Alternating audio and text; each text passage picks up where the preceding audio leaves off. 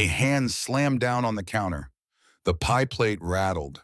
The fork clattered to the floor and spun twice before settling. The whole diner went quiet. Not the kind of quiet where people look up and then look away.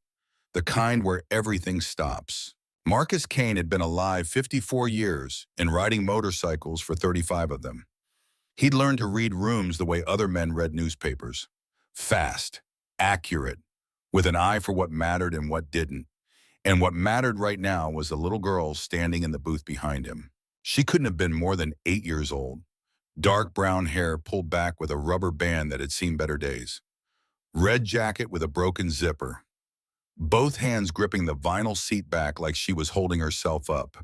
And her eyes were locked on him with an intensity that didn't belong on a child's face. "Don't eat that," she said. Not a suggestion, not a warning, a command. Marcus set down the coffee mug he'd been holding. Slowly. The way you move when you're deciding whether something's about to go sideways or already has. He turned on the stool to face her. The girl didn't move, didn't blink, just kept staring at him like she'd seen something terrible and was trying to figure out if telling him about it would make things better or worse. "Kid," Marcus said. His voice came out rougher than he meant it to. Voice of a man who'd spent 3 decades around engines and men who didn't talk much. "Do I know you?" "No," she said, "but I know you."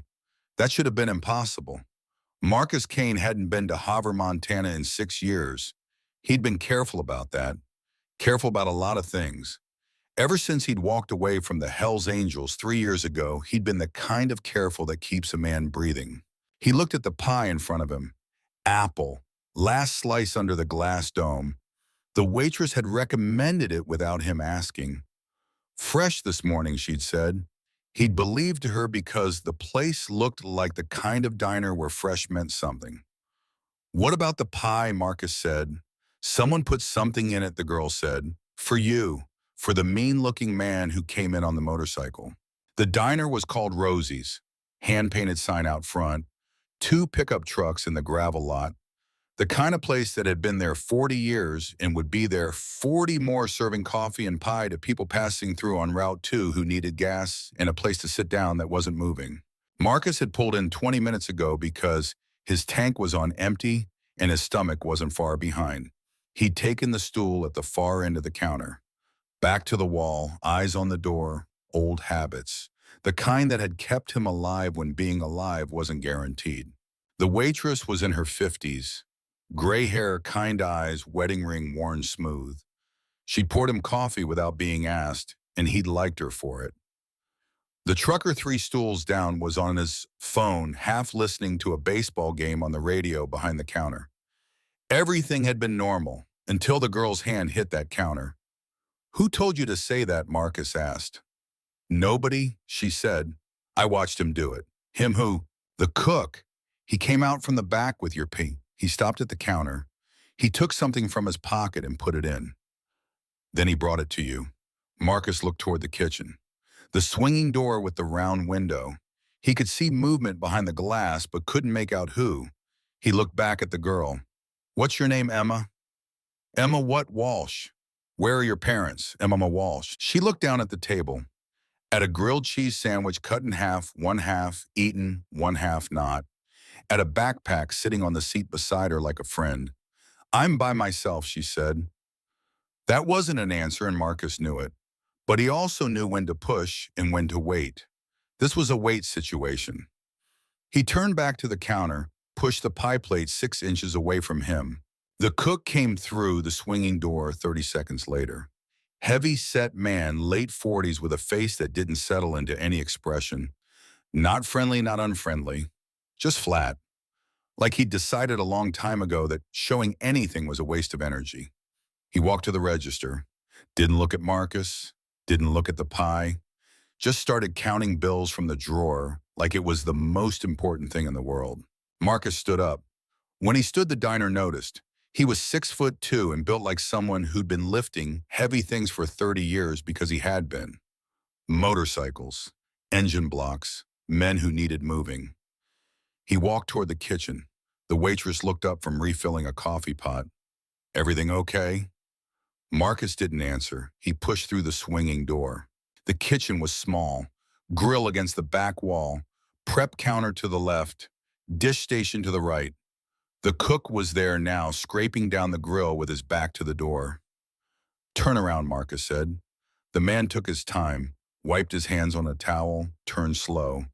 When he saw Marcus standing there, nothing changed in his face. That was the first thing Marcus noticed. No surprise, no confusion, no anger. A man who sees a customer walk into his kitchen should be one of those things. This man was none of them. "You got a problem with the food," the cook said. "Yeah," Marcus said. "I got a problem. You put something in my pie." Nothing moved in the man's face. "Don't know what you're talking about." "The little girl saw you. Little girls see all kinds of things." Marcus took 2 steps forward. The cook's hand went to his apron pocket. Marcus was faster.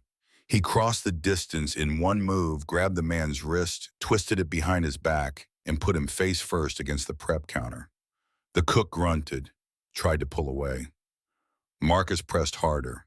"Empty your pockets," Marcus said. "You got no right. Empty them, or I empty them for you." The cook went still, the kind of still that means a man's doing math. Marcus could feel it, the tension in the shoulders, the weight shifting slightly to the left, looking for an angle. "Don't," Marcus said. "You won't like how that ends." The cook stopped shifting. Marcus reached into the apron pocket himself, felt something small, pulled it out. A folded paper pouch, the kind a pharmacist might use for powder medication. Except no pharmacist folded it like this. Marcus opened it. White powder, half empty, half of it was in that pie. Marcus looked at the cook. The man's face was pressed against the stainless steel, but his eyes were visible in the reflection. Flat. Like looking at them wasn't different from looking at a wall. "Who paid you?" Marcus said. The cook said nothing. "I'm asking once," Marcus said. "After that, we're past asking." "A name," the cook said. "That's all I got. Say it." "Rick Vargas." Marcus felt something cold move through his chest. Not fear. He'd stopped feeling fear around the same time he'd stopped being surprised by what people would do for money. This was recognition. The kind you feel when you turn a corner and see a street you thought you'd never walk down again. Rick Vargas wasn't a Hell's Angel, wasn't a rival gang. He was a fixer, the kind of man who solved other people's problems for cash and who had connections in 4 states in a memory that went back decades. If Vargas was involved, someone had paid serious money, and serious money meant serious intent. "How'd he know I'd be here?" Marcus said. "Don't know. I just know what I was told," which was what put me down quiet. "Make it look natural." The cook didn't answer, didn't need to. Marcus already knew. He pulled a zip tie from his jacket pocket, had kept one there for 20 years. Old habit from the days when conversations sometimes ended with people needing to stay put. He fastened the cook's wrists to the pipe under the sink. "Someone'll find you in an hour," Marcus said. "Don't make noise or it'll be longer." He walked back through the swinging door. The waitress was behind the counter now, both hands flat on the surface, watching him with eyes that had gone from kind to careful. The trucker had his phone halfway out of his pocket and was deciding. Marcus pulled out his wallet, set 3 20s on the counter. "For the coffee," he said. "Sorry about the trouble." He sat back down on the stool. This was where logic said the story should end. Threat identified. Threat handled. Cook tied up in the kitchen. Marcus knew Rick Vargas's name. He could be 2 counties away before anyone untied that cook. He'd disappeared from harder situations than this. But the girl was still in the corner booth. Emma Walsh, 8 years old, watching him with those same steady eyes. The grilled cheese was gone, both hands wrapped around a glass of water. Marcus stood up, walked over, sat down across from her. "You all right?" he said. "Yes." Most kids would ask what happened in there. "I saw you go in," she said. "I saw you come out. That's enough." Marcus studied her. The red jacket with the broken zipper. The backpack beside her that looked like it carried everything she owned. The way she sat with her shoulders straight, like she was holding herself together by force of will. How long have you been sitting here, he said. 2 hours. Waiting for what you? That was impossible. Marcus Kane was nobody's destination. He was the thing people ran from or forgot about. He'd made sure of that. How do you know who I am? He said. My mom told me. Marcus went very still, the kind of still that happens when a piece of information lands that doesn't fit anywhere. That changes the shape of everything around it. What's your mom's name? Emma hesitated, like she was deciding whether saying it out loud would make something real that she'd been keeping unreal by not saying. Rebecca Walsh, she said. The diner went quiet again. Or maybe it had been quiet the whole time and Marcus just noticed now. He sat there looking at this 8-year-old girl with her broken zipper and her backpack and her steady eyes. Rebecca Briggs, he thought, before she was Rebecca Walsh, 22 years ago, Sturgis Rally, 3 weeks that felt like 3 months. She'd been 23, he'd been 32. They'd both been running from something. His something was the Hells Angels getting too violent. Her something was a family that wanted her to be someone she wasn't. They'd made sense together for exactly as long as they'd been in the same place. Then he'd gone back to the chapter. She'd said she wasn't built for that life. He'd understood. They'd parted without anger, without promises. Just two people who'd found each other for a while and then hadn't. He'd thought about her sometimes. Not often, but sometimes. How old are you, Marcus said. 8, Emma said. 9 in November. Marcus did the math. Did it again to be sure. 22 years ago, he'd left Sturgis in August. If Rebecca had been pregnant, then she'd have known by October. Emma would have been born in May. She'd be 8.5 now. The math fit. Where's your mom now? He said. Emma's jaw tightened. Just a little. The way it does when you're trying to hold something in place that wants to break apart. She died, Emma said. February. She said it flat. Factual. The way kids say hard things when they haven't found another way to carry them yet. Marcus sat there. The diner sounds came back. The radio, a truck shifting gears outside, the waitress moving behind the counter. But all of it felt distant, like it was happening in a different room. I'm sorry, he said. Emma nodded, didn't say anything. Is there family? Someone taking care of you? She had a brother, Emma said, but he moved somewhere after she got sick. I don't know where, so you're alone. Emma looked at him, 8 years old, alone in a diner in Montana with a backpack and a broken zipper. Mom told me about you, she said, about a month before she died. She wrote your name on a piece of paper. She said you lived on the road and you'd be hard to find. She said Route 2 in Montana was where you always ended up in summer. She paused. She said you were mean-looking, but that I should trust you anyway. Marcus almost smiled. Almost. Did she say why? Because you were the only person she ever trusted with her whole life. That hit differently than it should have. Marcus had been trusted with a lot of things. Money, secrets, violence, but never someone's whole life. That was a different category. That was the thing you only gave to someone you believed wouldn't break it.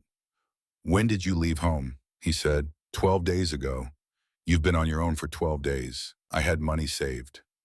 Emma touched the backpack. Mom left me some. I took buses. She looked at him. I was careful. Marcus believed her. An 8-year-old who could sit in a diner for 2 hours watching for a man she'd never seen, who could warn him about poison in his food, who could look at him now with eyes that didn't ask for pity or comfort, just acknowledgement. That was someone who'd learned to be careful. The front door of the diner opened. Cold air came in with 2 men. They weren't local. Marcus knew it in the first 3 seconds. Wrong boots, wrong jackets, wrong way of moving. Their eyes scanned the room, not looking around, looking for. Marcus set his coffee cup down slowly. Emma, he said quietly, don't turn around. Don't look at them. Look at me. She did. We're going to stand up in about 10 seconds, he said. We're going to walk toward the bathroom hallway. There's a back exit that next to the mop closet. We go through that. Okay, okay. She said it like she'd done this before. That bothered Marcus. He filed it away. He stood, put a hand on Emma's shoulder, walked them both toward the back of the diner. He didn't look at the two men, looking signals awareness. He moved like a man who needed the restroom. He heard one of them say something to the waitress, heard her start to answer, heard the words sitting right there. He pushed Emma through the back exit, cold Montana air, gravel lot behind the diner, propane tanks, dumpster. His motorcycle was out front. No good, they'd have eyes on the front. Back wall, Marcus said. When I say run, you run. You get to my bike and you get on the back. You hold on and you don't let go. Understand, yes. You ever been on a motorcycle? No. First time for everything. He moved them along the back wall. At the corner, he stopped, looked around the edge. One man was already outside scanning the lot, hand near his jacket, not reaching yet, just ready. Marcus made the decision fast. He covered the distance in 4 seconds. The man turned. Marcus drove his elbow into the man's nose before the hand could become anything else. The man dropped. Something fell from his pocket. Not a gun, a phone. Marcus grabbed it.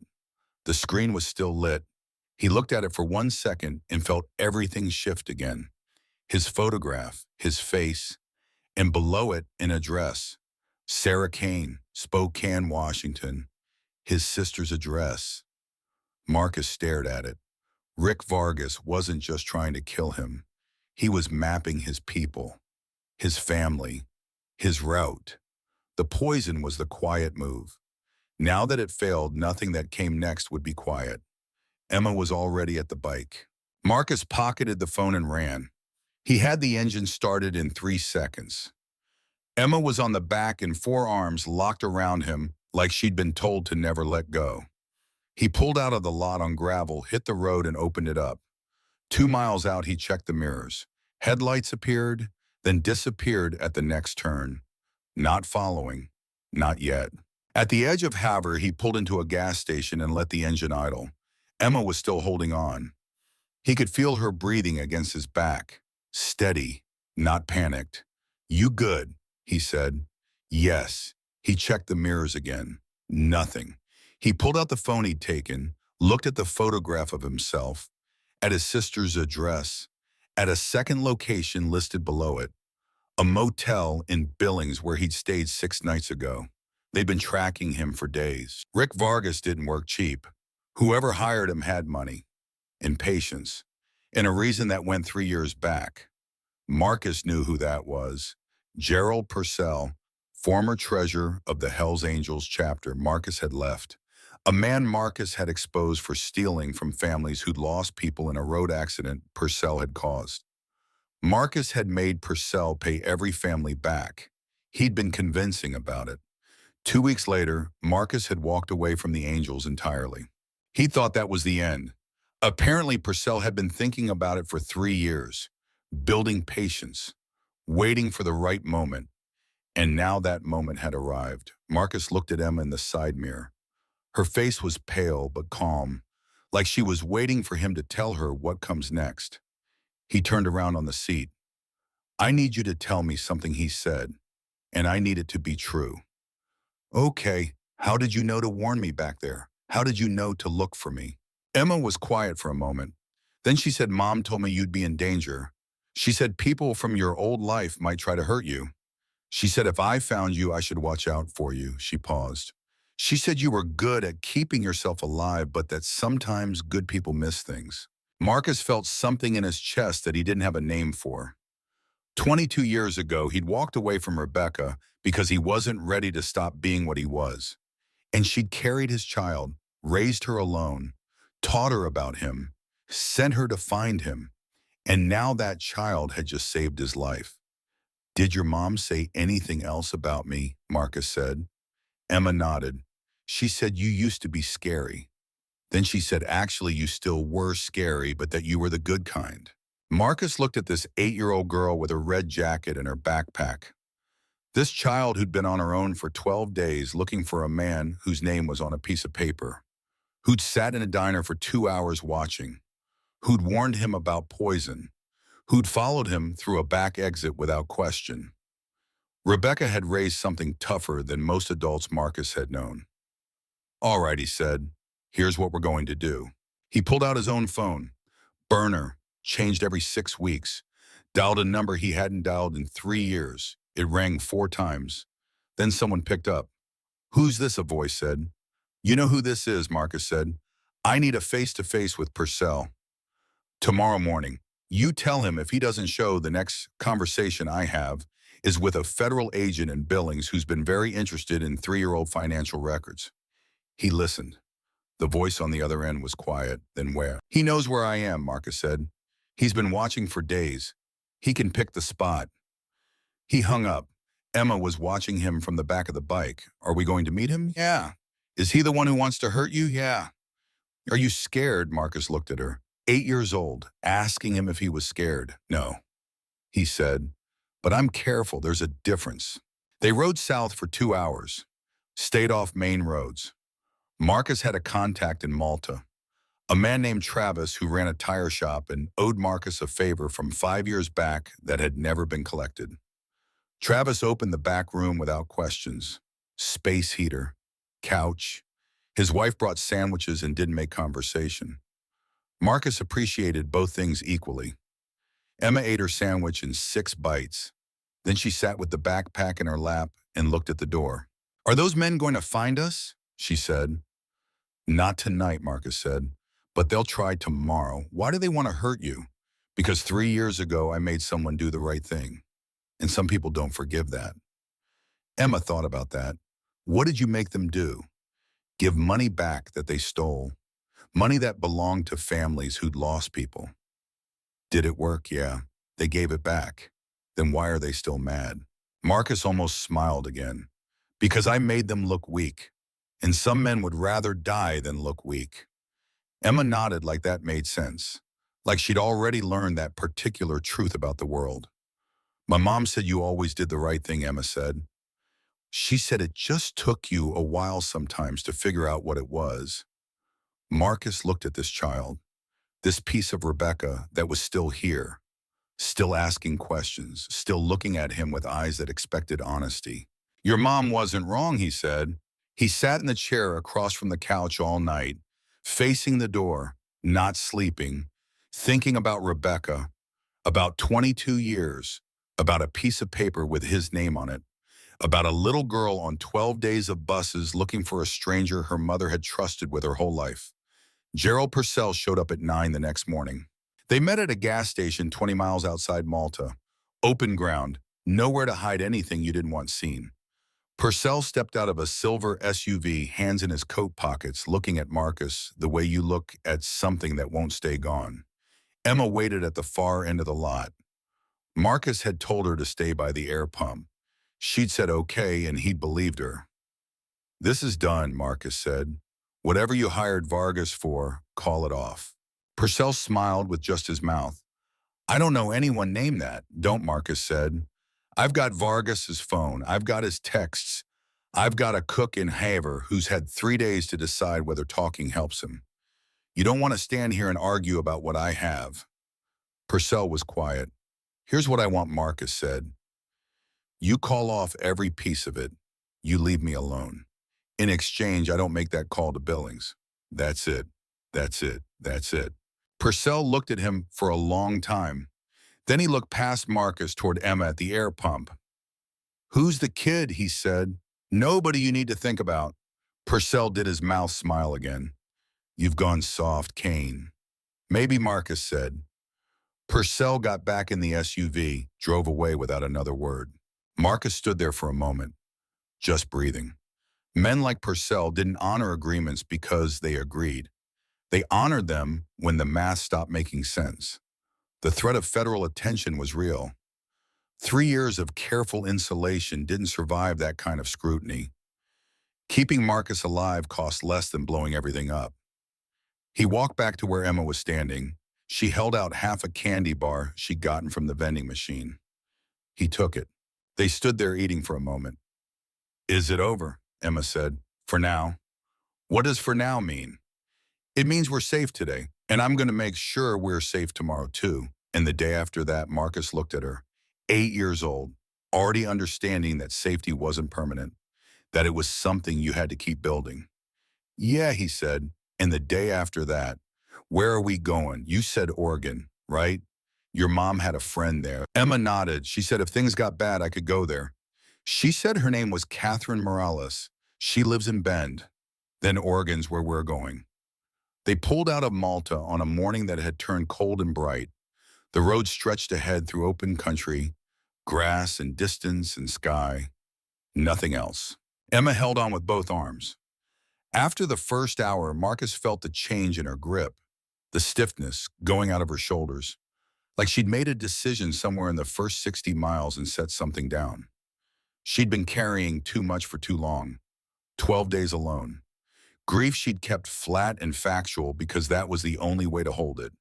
The weight of a piece of paper with a stranger's name and a direction and nothing else. Around the 2-hour mark, she leaned her head against his back. Marcus didn't comment on it. He thought about Rebecca, about a sick woman sitting at a table with a piece of paper writing the name of someone she hadn't seen in 22 years. Because when she looked at everything she had, that name was the most solid thing she could offer. He thought about the year they'd had together, about the morning she told him she wasn't built for his kind of life, how he'd understood without argument, how they'd parted without anger. Just two people who'd found each other for a while and then hadn't. He hadn't known she was pregnant. She hadn't said. Maybe she hadn't been sure. Maybe she'd never planned to say anything. But she'd been sure enough at the end, sure enough to write his name down, sure enough to send Emma through 12 days of buses and strangers with a broken zipper and a backpack toward a man she'd been told to trust. Marcus had spent 3 years calling it retirement, calling it riding away. Maybe that's what it had been. Or maybe the road had been pointing him somewhere all along, and he just hadn't known what the destination looked like until a small girl put her hand on a counter and said 4 words. Don't eat that. He rode, moaned, and Emma held on. The sky ahead was wide and bright, and for the first time in 3 years, Marcus Kane wasn't moving away from anything. He was riding toward what came next. They crossed into Idaho just before noon. The landscape changed from open Montana grassland to rolling hills covered in pine. The air got colder. Marcus stopped at a rest area to let Emma stretch her legs and use the restroom. When she came out, she was carrying her backpack like always. Never let it out of sight. Marcus understood that. When everything you own fits in one bag, you don't leave it places. You hungry, he said. A little. There's a town about 40 miles west. We'll get food. They sat at a picnic table while a family with 3 kids loaded into a minivan. The mother was trying to buckle a toddler who kept arching his back. The father was on his phone. The oldest kid was crying about something Marcus couldn't hear. Normal family problems, the kind that didn't involve poison or hired killers or daughters you didn't know you had. Emma watched them. Her face didn't show anything, but Marcus could feel her watching. The way you watch something you recognize but don't have. Your mom, Marcus said. What was she like? Emma looked down at the table, picked at a splinter in the wood. She was strong, Emma said. She worked at a hospital. Night shift mostly. She'd come home when I was getting ready for school. She always made me breakfast, even when she was tired. She paused. She didn't complain. Even when she got sick, she didn't complain. How long was she sick? 2 years. But she didn't tell me it was bad until the last 6 months. She said she didn't want me to worry. Marcus thought about that. About Rebecca keeping the weight of dying to herself so her 8-year-old daughter could still be 8. She sounds like she was good at taking care of you. Emma nodded. She was good at everything. She could fix things. When our sink broke, she fixed it. When my bike chain came off, she showed me how to put it back. She looked up at Marcus. She said you were like that too. She said you could fix anything if you had the right tools. Marcus didn't know what to say to that. He'd fixed a lot of things. most of them with his hands, some of them with violence. He wasn't sure Rebecca would have meant it as a compliment, but Emma seemed to. Did she ever, Marcus started? Did she ever say why she didn't tell me about you? Emma was quiet for a moment, long enough that Marcus thought she wasn't going to answer. Then she said it wasn't fair to make you choose. She said you had a life that mattered to you, and she didn't want to take that away. What if I'd wanted to choose? Emma looked at him with those steady eyes that were starting to look more like his than he wanted to admit. She said you would have chosen us, Emma said, and then you would have spent the rest of your life wondering what you gave up. She didn't want you to wonder. Marcus sat there. The family with 3 kids was pulling out of the parking lot now. The toddler had stopped crying. The father was driving. The mother was turned around in her seat saying something to the kids in back. Rebecca had made a decision 22 years ago. She'd carried it alone, raised a daughter alone, worked night shifts and fixed sinks and taught Emma how to put a bike chain back on. All of it without asking Marcus for anything. And then at the end, when she knew she was dying, she'd written his name on a piece of paper. Not because she needed him, because Emma would. I would have chosen you, Marcus said. Emma looked at him. If she'd told me, Marcus said, I would have chosen you both. I know, Emma said. That's why she didn't tell you. They rode another 40 miles to a town called Salmon. Population 3,000, 1 main street, 3 restaurants. Marcus picked the one that looked like it had been there longest. Small places that survived in small towns usually survived because the food was good. They sat in a booth by the window. Emma ordered pancakes. Marcus ordered coffee and a burger. The waitress was in her 20s, friendly in the way people are when they're genuinely happy to see you. Cute kid, she said to Marcus. She looks just like you. Marcus didn't correct her. Emma didn't either. When the food came, Emma ate half her pancakes and then stopped. Push the plate away. You okay, Marcus said. I'm full. You barely ate anything. I'm not used to eating a lot. That bothered Marcus more than it should have. An 8-year-old who wasn't used to eating a lot meant an 8-year-old who'd learned to manage on less, who'd learned to stretch food and make things last. When did you eat last? Before the diner yesterday. Emma thought about it. The day before that, on the bus, I had crackers. Marcus flagged the waitress. Can you box up these pancakes? Sure thing. He paid the check. They walked back to the bike. Emma put the box in her backpack carefully. Like it was valuable. Marcus made a decision then. Not a big one, just a shift in direction. We're going to need supplies, he said. For the road. There's a store across the street. The store was called Harvey's General. Sold everything from fishing tackle to groceries to camping gear. Marcus walked Emma through the aisles. Pick out what you need, he said. Like what clothes? A jacket that zips. Anything else? Emma looked at him like she didn't understand. Go ahead, Marcus said. She moved slowly at first, picked up a jacket, put it back, picked up another one. This time she held on to it. Then she found a pair of jeans, a sweatshirt, socks. Marcus added a sleeping bag, a small backpack that wasn't falling apart, a first aid kit, water bottles, energy bars. At the register, Emma watched the total climb. Her face got tighter with each number. It's okay, Marcus said. It's too much. No, he said. It's not.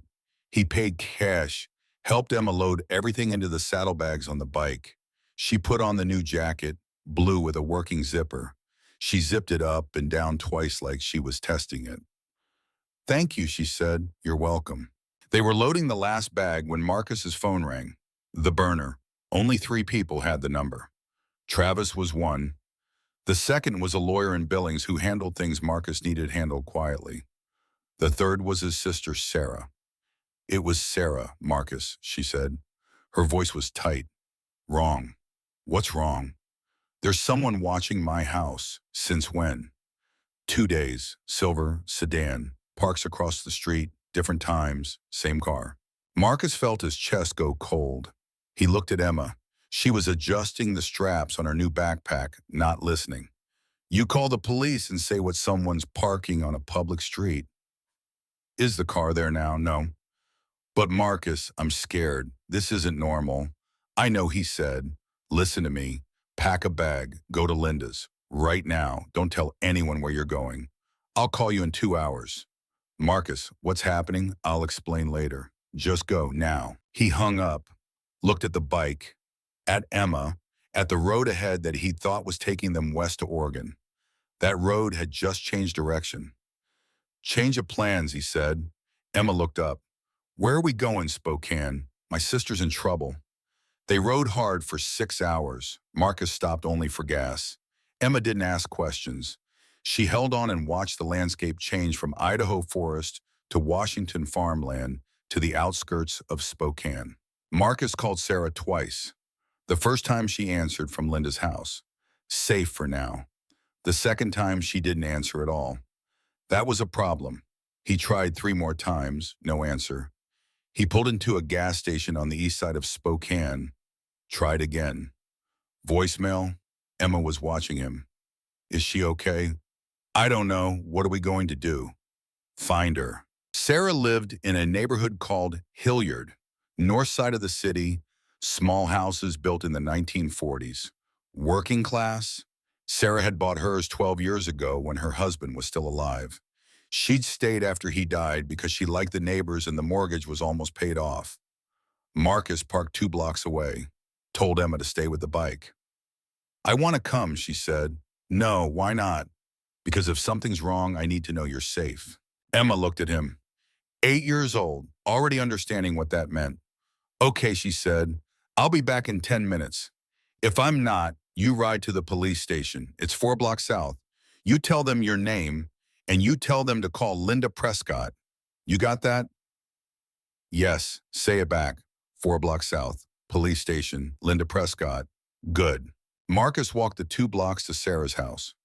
The silver sedan wasn't there. The street was quiet. A dog barked somewhere. A lawnmower ran 3 houses down. Sarah's house looked normal. Lights off. Car in the driveway. Nothing out of place. Marcus went around back. The kitchen door was unlocked. That wasn't like Sarah. She locked everything. He pushed it open slowly. Listened. Nothing. Sarah O'Hara. He called. No answer. He moved through the kitchen, living room, hallway. Nothing disturbed. Nothing out of place. Sarah's purse was on the hall table. Her phone was next to it. She'd left without her phone. That meant she hadn't left by choice. Marcus was turning back toward the kitchen when he saw it. On the coffee table, a piece of paper. Folded once, he opened it. We have your sister. You know what we want. Loan for Road, mile marker 14, the warehouse with the blue door. Come alone. Midnight. You don't show, she doesn't leave. No signature. Didn't need one. Marcus looked at his watch. 7:30, 4.5 hours. He walked back to the bike. Emma was sitting on the curb, backpack in her lap, watching the street like she was on guard duty. Is she there? Emma said. No, where is she? Somewhere. I need to go get her. Can I come? Marcus looked at this 8-year-old girl who'd been on the road for 12 days, who'd saved his life, who'd followed him 600 miles without complaint, who was looking at him now like she already knew the answer and was asking anyway. No, he said, this one I have to do alone. Emma's face didn't change, but something in her eyes did. Not disappointment, recognition, like she'd expected this. Where will I go? There's a motel 2 miles from here. I'll get you a room. You'll be safe there. For how long? Marcus didn't answer that, because the honest answer was he didn't know. If this went wrong, he wouldn't be coming back. And then Emma would be alone again in a motel room in a city she didn't know with nobody coming. He couldn't leave her like that. He pulled out his phone, called Linda Prescott, Sarah's best friend. A woman Marcus had met twice and trusted because Sarah trusted her. Linda answered on the second ring. Marcus, Sarah said she was coming over, but she never showed up. I'm worried. I know where she is, Marcus said. I'm going to get her. But I need a favor. Would I need you to watch someone for Pam? Just for tonight. Can you do that?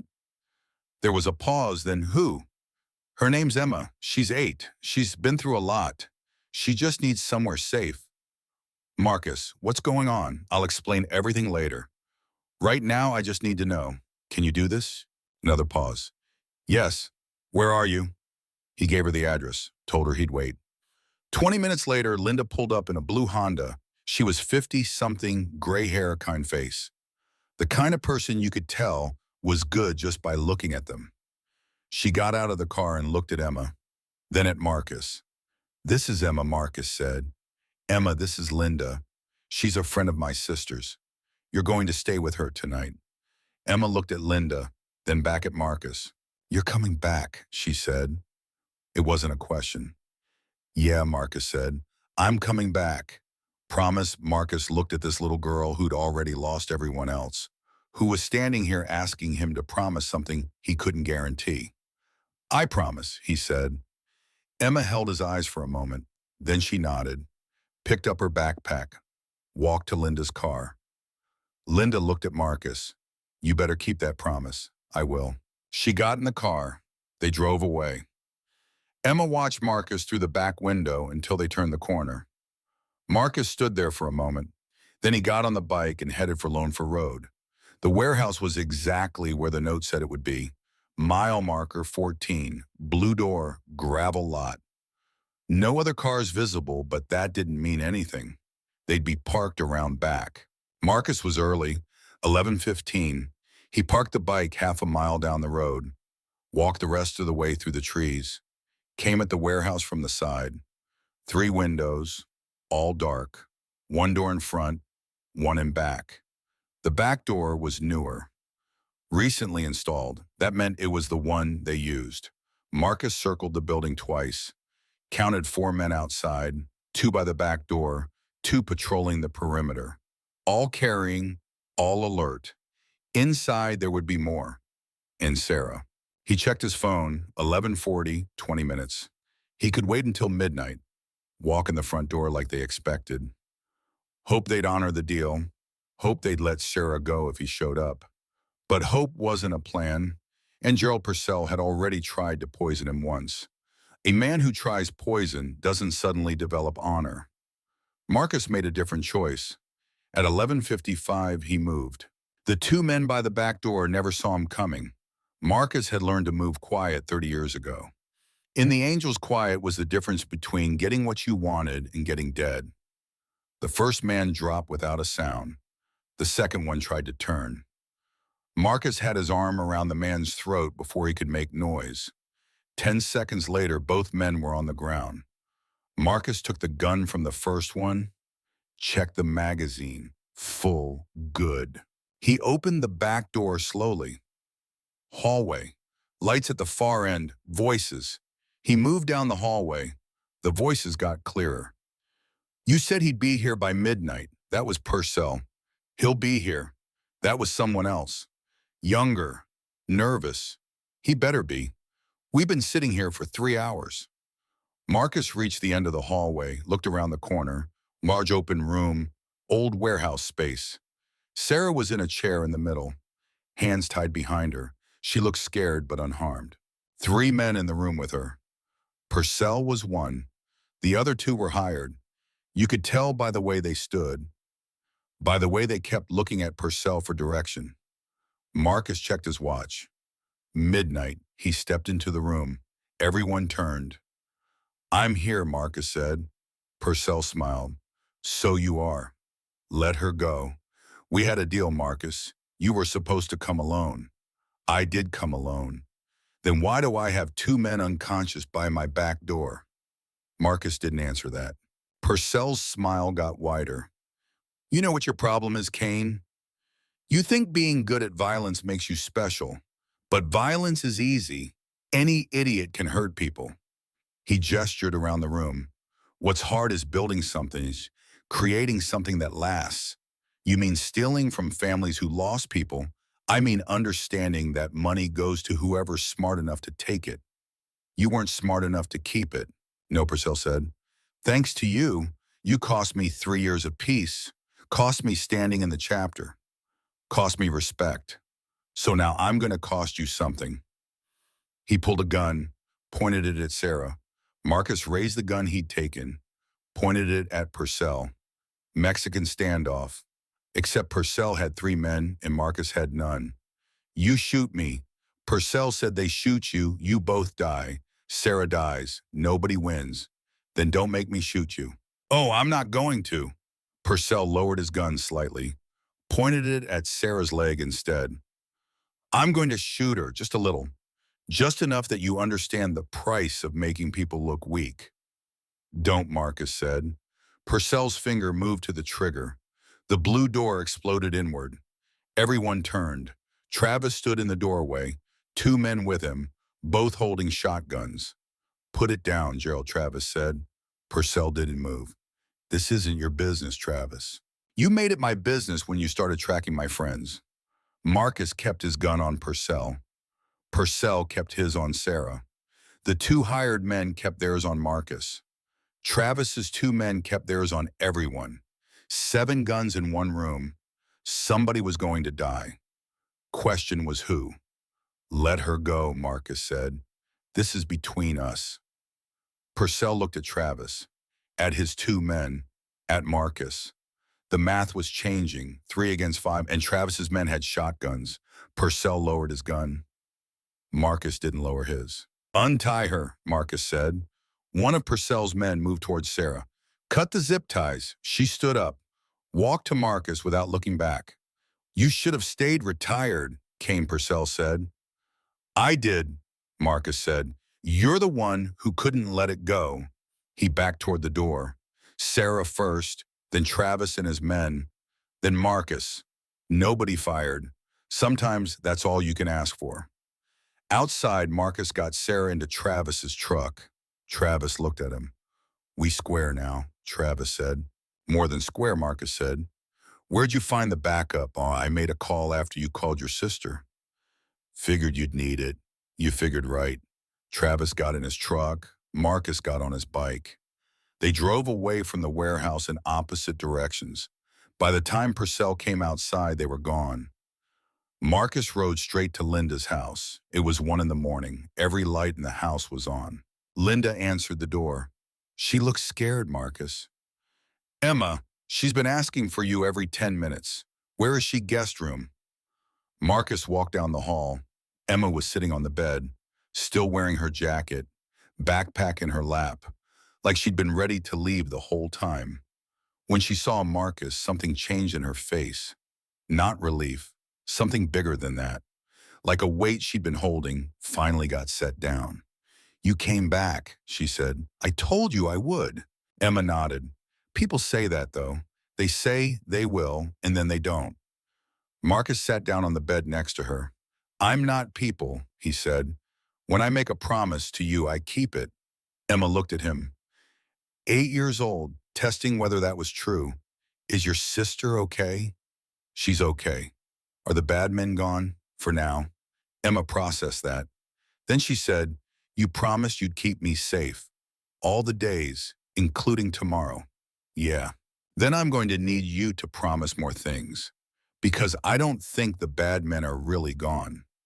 Marcus looked at this child, this piece of Rebecca who could see through things the way Rebecca used to, who understood that for now meant not forever. You're right, Marcus said. They're not gone, not all the way. But I'm working on it. How do you make them gone all the way? You make them more scared of what happens if they come back than they are angry about what already happened. How do you do that? I don't know yet, Marcus said. But I'll figure it out. Emma nodded, like that was good enough.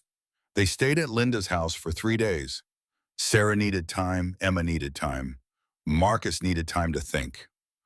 On the 4th day, he made a decision. He called a number he'd never called before. A federal agent in Billings named Carson, who'd been trying to build a case against Hells Angels financial operations for 6 years. Marcus had never talked to him, never wanted to. Talking to federal agents was how you ended up dead. But some things mattered more than staying alive. Agent Carson answered on the 2nd ring. Who's this? Someone with information on Gerald Purcell. There was a pause. I'm listening. Marcus told him everything. The theft from the families, the accounting records, where Purcell kept his books, the names of 3 people who could verify it if immunity was offered. He talked for 40 minutes. When he finished, Carson was quiet for a long time. "Why now?" Carson said. "Why are you telling me this now?" "Because I have something that matters more than old debts," Marcus said. "What's that?" "Someone who needs me alive." Carson said he'd be in touch. Marcus hung up. He didn't know if it would work, but he knew he'd done what he could. The next morning, he and Emma left for Oregon. Sarah stood on the porch and watched them go. Linda was next to her. "You think he'll be okay?" Linda said. Sarah smiled.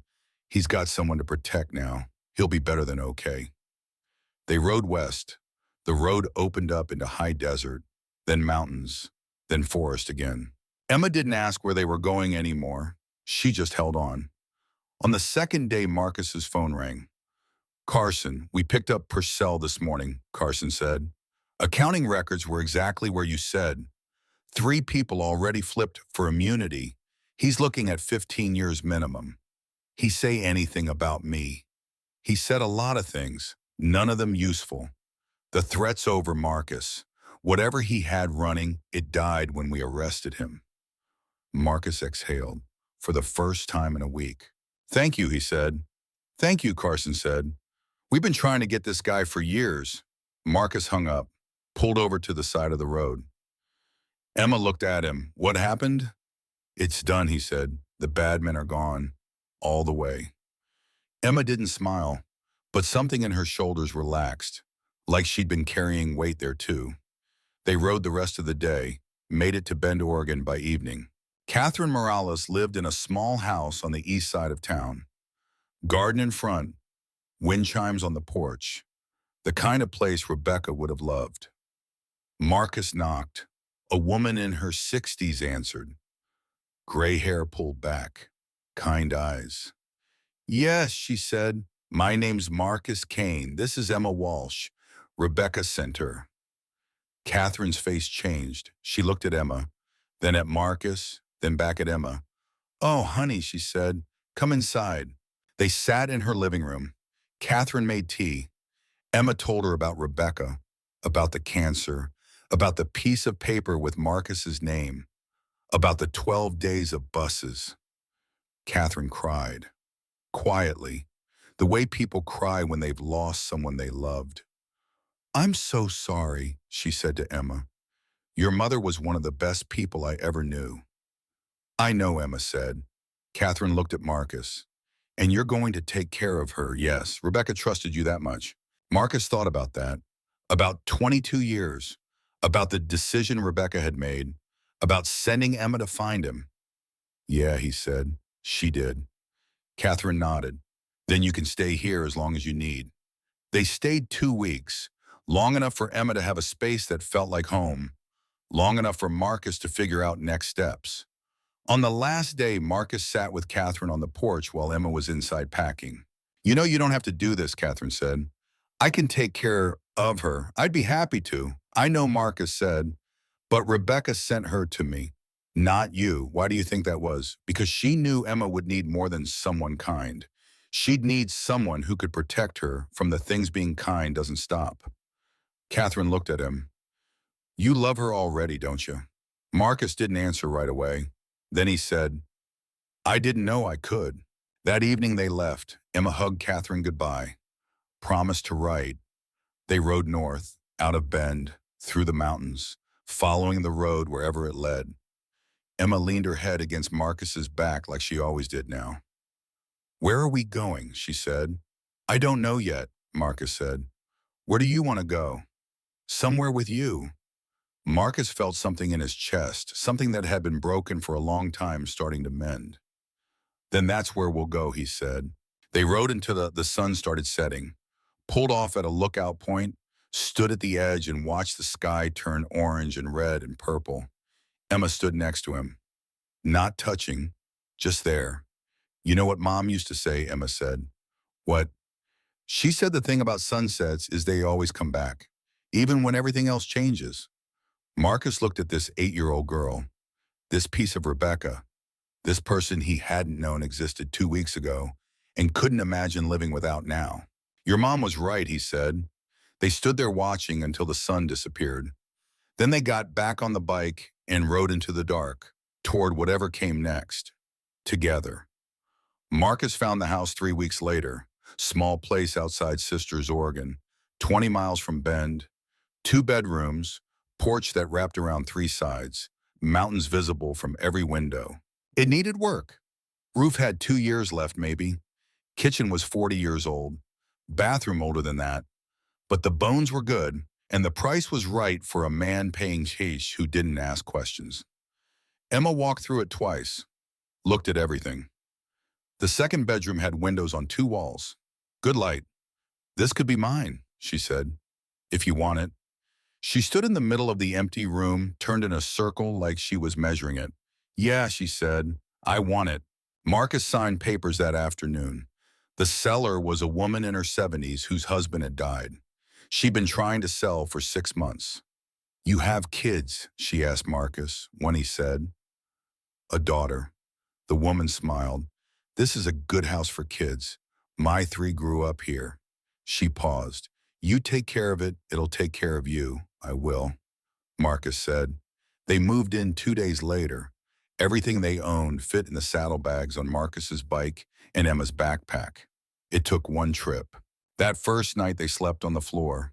Marcus in the living room, Emma in her room. No furniture yet, no dishes, no anything except 2 sleeping bags from Harvey's General and a flashlight. Marcus woke up at 2 in the morning. Emma was standing in the doorway.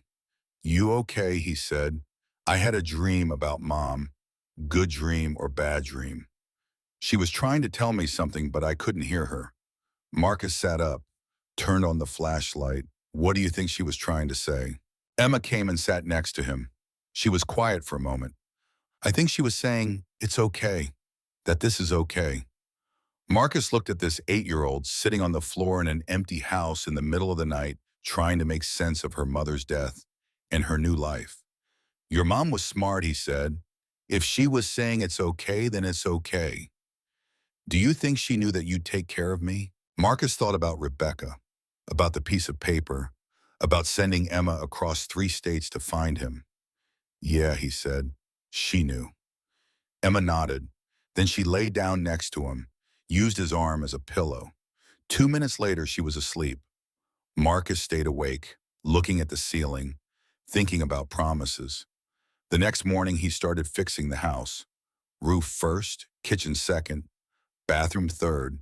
Emma helped, held tools, handed him nails, learned what a level was and why it mattered. She was good at it, careful, focused, the way Rebecca had apparently been good at fixing things. By the end of the first month, the house was livable. Furniture from a thrift store in Bend, dishes from Goodwill. Emma's room had a bed, a desk, a lamp shaped like a dinosaur she picked out herself. She put her backpack in the closet. First time since Marcus met her that she'd set it down somewhere that wasn't next to her. That was progress. School started in September. Marcus enrolled Emma at Sisters Elementary, 3rd grade. The principal asked about her previous school. Marcus said they had been moving around. The principal didn't push it.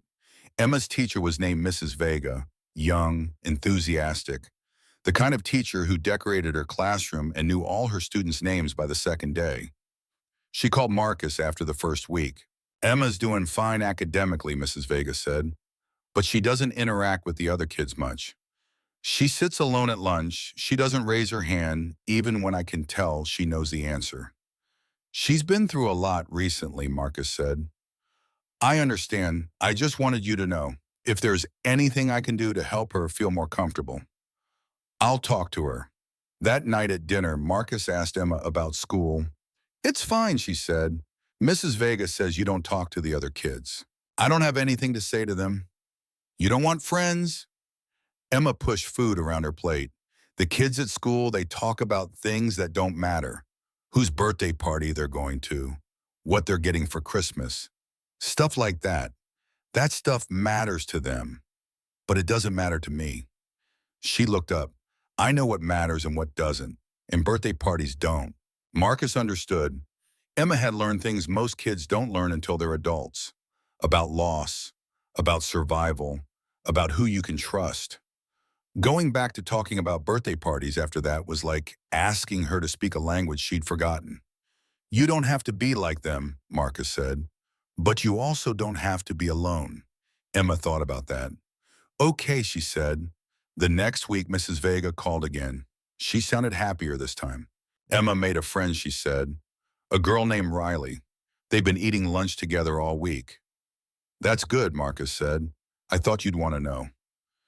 When Emma came home that day, Marcus asked about Riley. She's okay, Emma said. She doesn't ask stupid questions. What kind of questions does she ask smart ones? Like why tornadoes spin the way they do, and whether you can train a raven to talk. Those are good questions. I know.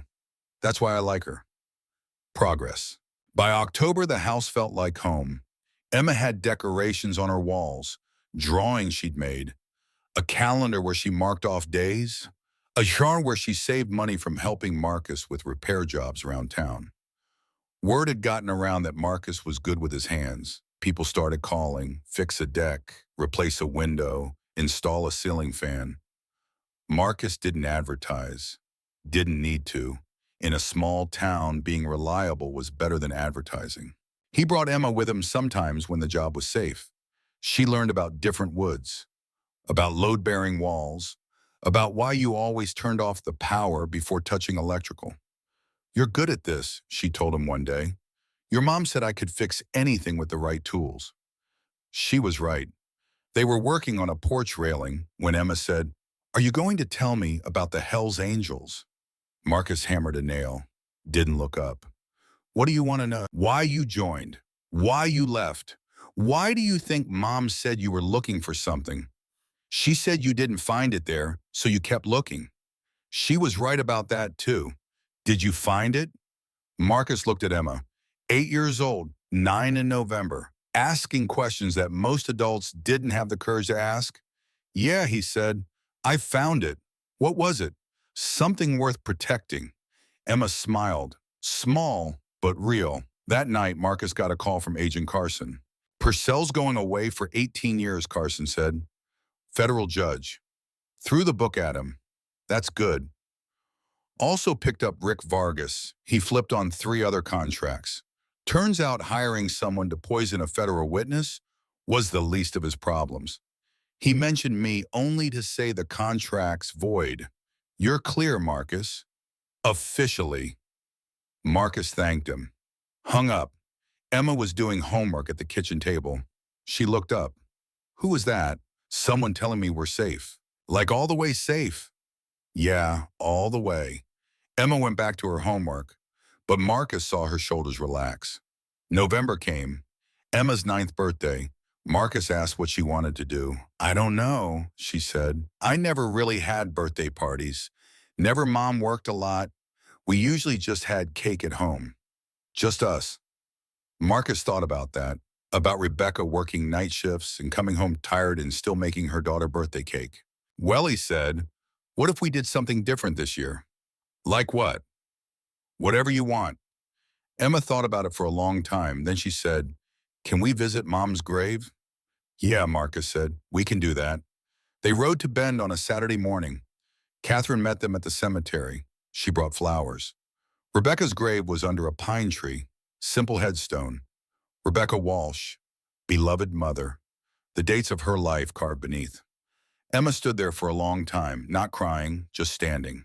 Marcus stood next to her, not touching, just there. Catherine put the flowers down. She looked at Marcus. Rebecca would be proud, she said, of both of you. How do you know, Emma said. Because I knew your mother for 20 years, and I know what mattered to her. She gestured at Marcus. She wanted you to be safe, and you are. She wanted you to have someone who protect you, and you do, she paused. That's all she wanted, Emma. Emma nodded, wiped her eyes. They stayed for an hour. Emma talked to the grave like Rebecca was there listening.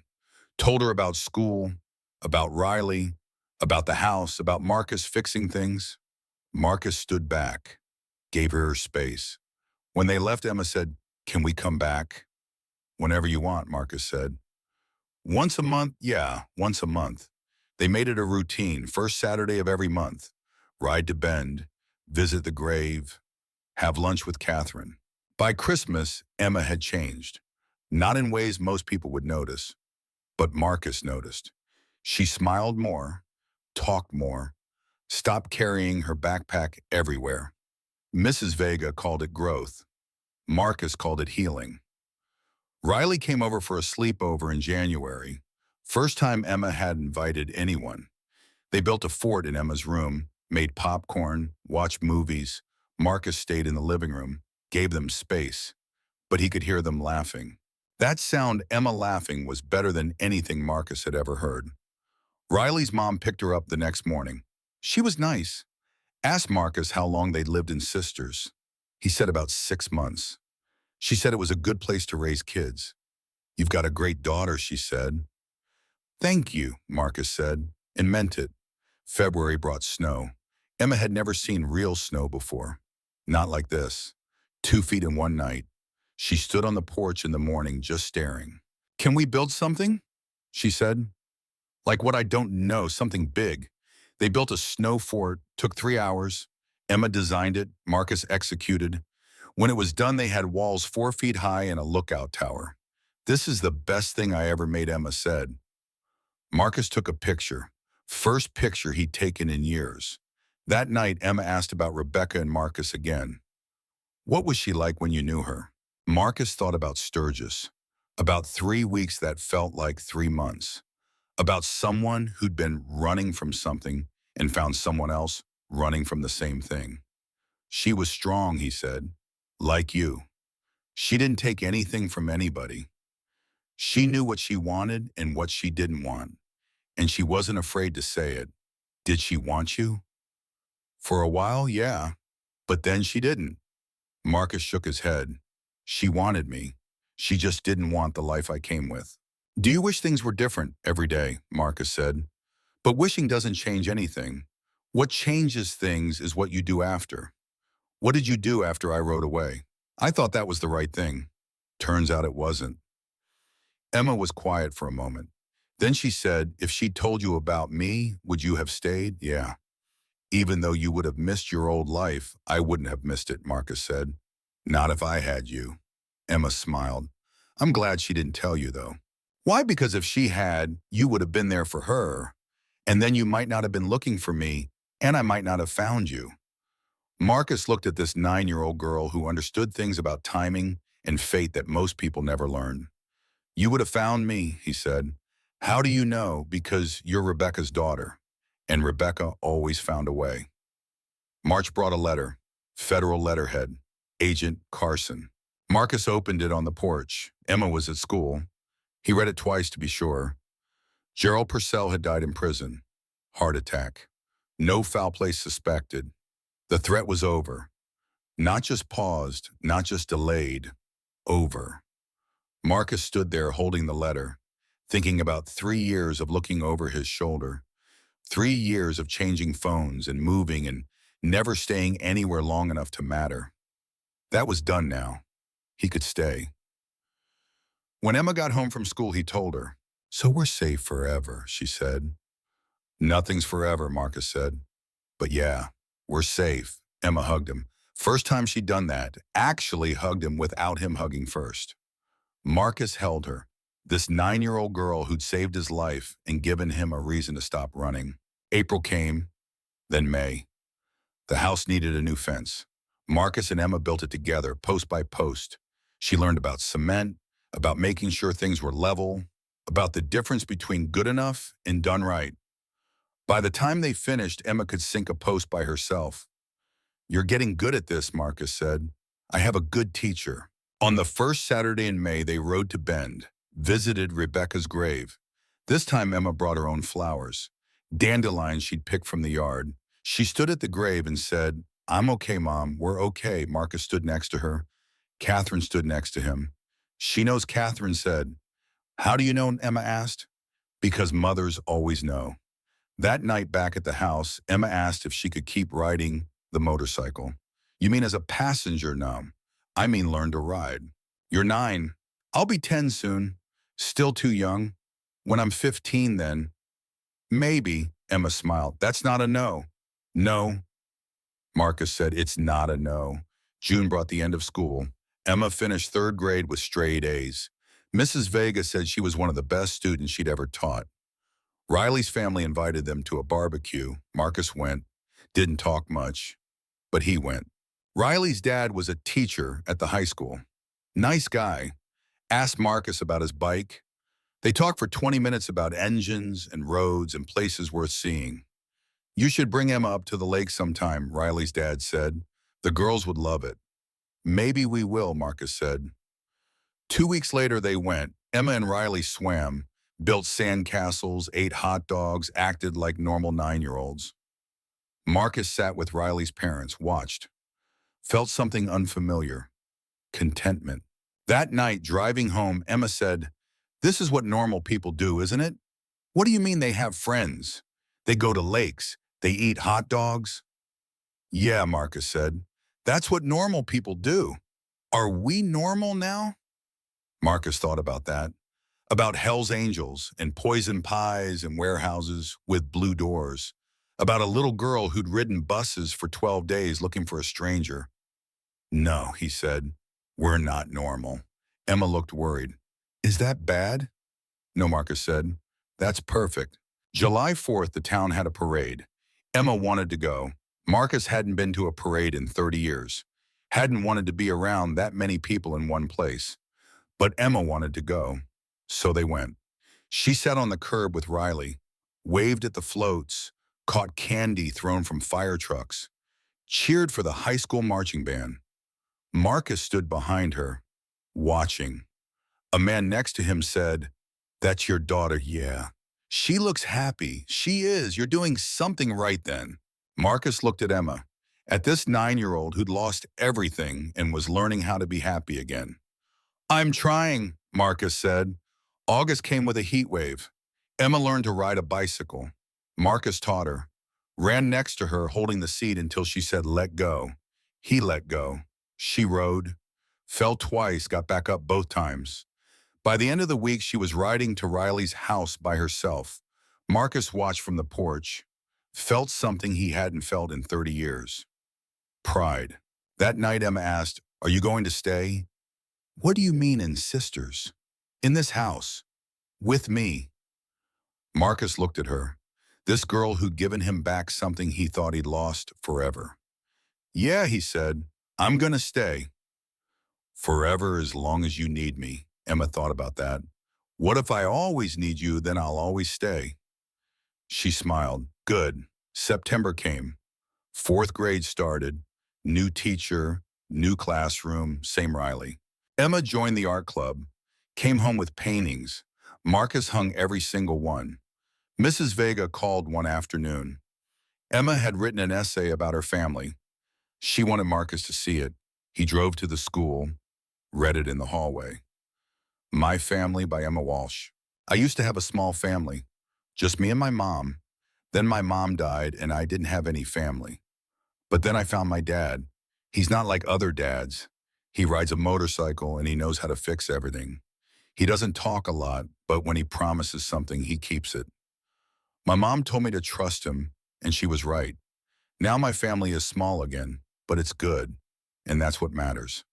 Marcus read it 3 times. Mrs. Vega was standing there watching. She's a special kid, she said. I know, Marcus said. You're lucky to have her. Marcus folded the essay carefully, put it in his pocket. I know that too, he said. October brought Emma's 10th birthday. This time she wanted a party. Marcus said okay. They had it at the house, invited Riley and 3 other kids from school. Catherine drove up from Bend. Emma blew out candles on a cake Marcus had tried to make himself. It was lopsided and the frosting was uneven, but Emma said it was perfect. Make a wish, Catherine said. Emma closed her eyes, thought for a moment. Blue. What did you wish for? Riley asked. Can't tell, Emma said, or it won't come true. That night after everyone left, Marcus asked what she'd wished for. Emma smiled. I wish that tomorrow would be like today, and the day after that, and the day after that. Marcus looked at this 10-year-old girl who'd learned that the best thing you could wish for was more of what you already had. I hope it comes true, he said. Me too. November brought the first snow. Emma and Marcus built another fort, bigger than last year's, with tunnels this time. Riley came over. They had a snowball fight.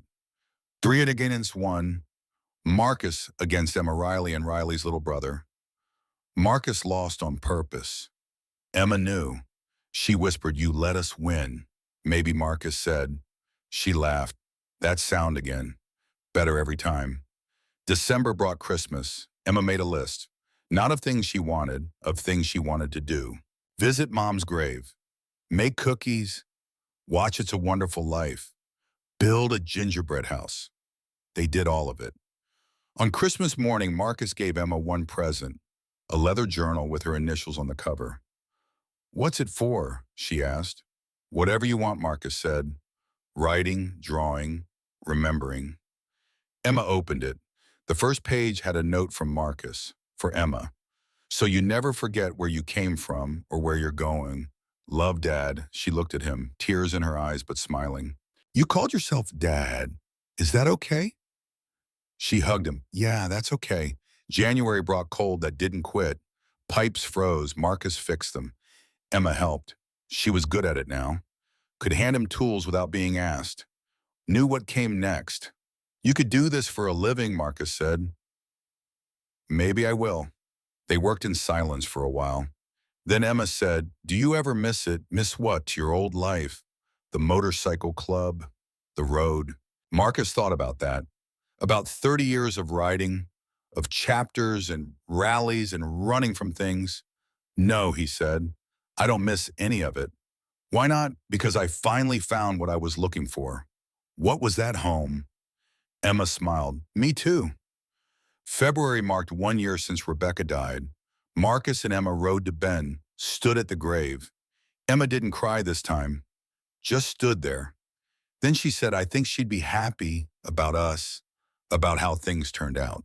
Catherine put a hand on Emma's shoulder. "I know she would be." That night, Marcus sat on the porch. Emma was inside doing homework. Catherine was in the kitchen making tea.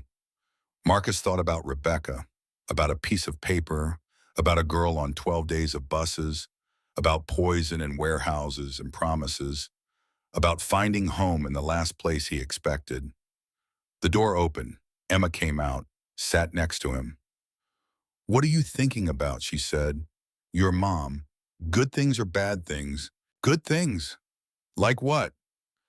"Like how she knew. Even at the end, she knew exactly what to do." Emma leaned against him. "I miss her." "I know. Do you miss her?" Marcus had loved Rebecca once, a long time ago. For 3 weeks, that felt like 3 months. And then he let her go because he wasn't ready to be what she needed. But she'd given him something anyway. Something that it would become the most important thing in his life. "Yeah," Marcus said. "I miss her too." They sat there until the stars came out. Until Catherine called them in for dinner. Until it was time to stop thinking about what was and start living what is. March brought Emma's first motorcycle lesson. Not riding yet, just sitting, learning the controls, understanding the weight. "This is going to be mine someday," she said. "Yeah," Marcus said. "Someday. When I'm 15. We'll see." That's still not a no. No, it's not. April brought spring. Flowers in the yard Emma had planted. Green everywhere. Life coming back. Emma turned in another essay at school. This one about courage. Mrs. Vega sent it home with a note. "Thought you'd want to see this." Marcus read it on the porch. Courage by Emma Walsh. People think courage is not being scared, but that's not what it is. Courage is being scared and doing it anyway.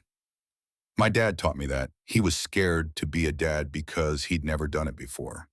But he did it anyway. And now he's the best dad I know. That's courage. Marcus folded it carefully, put it with the other one in a drawer in his room. Emma found him later. "You read it?" "Yeah." "What did you think?" "I think you're wrong about one thing. What I wasn't scared to be your dad." "What were you scared of then?" "That I'd mess it up. That I wouldn't be good enough." Emma sat next to him. You didn't mess it up. How do you know? Because I'm happy. And Mom said that's all that mattered. Marcus looked at this 10-year-old girl who'd saved his life in more ways than she knew. Your mom was right, he said. May brought Mother's Day. Emma made a card, not for Rebecca, for Catherine. Inside it said, thank you for being there when Mom couldn't be. She mailed it to Ben. Catherine called crying, said it was the most beautiful thing anyone had ever given her. June brought summer. Emma finished fourth grade, top of her class. Mrs. Vega said she was ready for anything. Riley's family invited them camping. Marcus said yes without hesitating. They went to the mountains, pitched tents, made fires, told stories. Emma fell asleep in her sleeping bag next to Marcus's. Riley was in the tent next door with her family. Marcus lay there looking at stars, thinking about roads and destinations and the difference between running from and running toward. He'd spent 30 years running from, 3 years running toward without knowing what toward was. Now he knew. Toward was this, a tent in the mountains, a 10-year-old girl sleeping next to him, stars overhead, tomorrow coming whether he was ready or not. He was ready. July came. Emma learned to swim. Marcus taught her at the lake. She was fearless. Dove right in. You're a natural, Riley's dad said. She's good at everything Marcus said. Wonder where she gets that. Marcus didn't answer, but he thought Rebecca. She gets it from Rebecca. August brought another birthday preparation. Emma would be 11 in November. She was planning ahead this time. I want to do something different, she said. Like what? I want to ride on the motorcycle. Like really ride, all day. Marcus thought about that, about Emma on the back of his bike, about the road and the wind and the freedom. Where do you want to go? Anywhere, she said. Everywhere. They planned the route, Marcus, Emma, Catherine on speakerphone. 1 week in October, 5 states, 3,000 miles. Emma made a list of everything she wanted to see. Mountains, desert, ocean, everything in between. When October came, they left at dawn. Marcus, Emma, the road ahead. They rode through Oregon, Washington, Idaho, Montana, Wyoming. Emma saw mountains she'd only seen in pictures. Desert that went forever. Sky so big it made everything else small. At night, they stayed in motels, ate at diners, talked about the day. On the 5th night in a town Marcus couldn't remember the name of, Emma said, this is the best thing I ever did. We're not done yet. I know, but even if we turned around right now, this would still be the best thing. Marcus looked at her. 11 years old, growing up, still his daughter. We're not turning around, he said. Good. They rode for 2 more days, made it to Sturgis, the place where Marcus had met Rebecca 23 years ago. He showed Emma the bar where they'd met, the road where they'd ridden, the lookout where they'd watched the sun come up. Emma stood at the lookout looking at the same sun. Did you love her? She asked. Yeah, Marcus said. I did. Do you still? Marcus thought about that, about love and timing what stays when someone's gone. Part of me always will. Emma nodded. Good, because part of me always will too. They rode home a different route, through Colorado, Utah, Nevada, California, Oregon. By the time they pulled into the driveway in Sisters, they'd been gone 11 days, covered 4,000 miles, seen things Emma would never forget. She climbed off the bike and stood there looking at the house. I'm glad we went, she said, but I'm glad we came back too. That's the thing about home, Marcus said. It's always better when you leave and come back. They went inside. Everything was exactly how they'd left it, except it felt different now. Smaller somehow, but in a good way.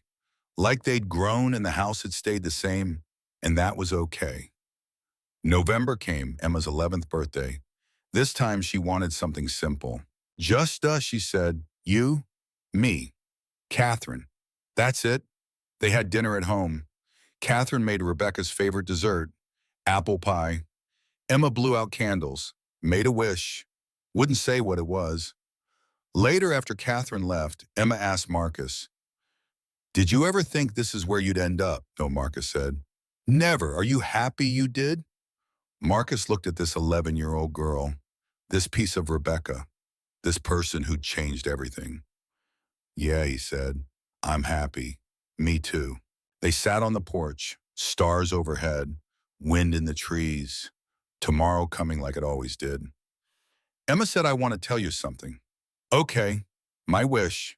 At dinner, I wish that you'd never leave. Marcus felt something in his chest, the same thing he'd felt a year ago, and a year before that. Love. I'm not going anywhere, he said.